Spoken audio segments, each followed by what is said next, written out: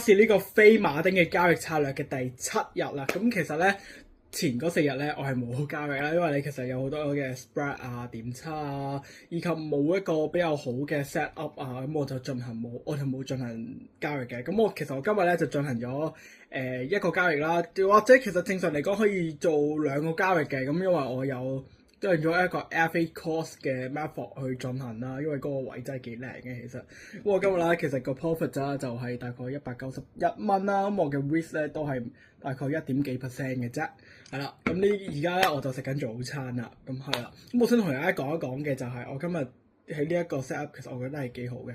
咁因為前嗰幾日咧其實因為佢嗰啲位攞到好精準啦，所以我有 spread 咧我入唔到場嘅。但係呢啲位咧佢竟然係食埋嘅 spread 啊，跟住仲要係可以有更加良好嘅位置幫我去進場咯，所以我係入咗2次嘅。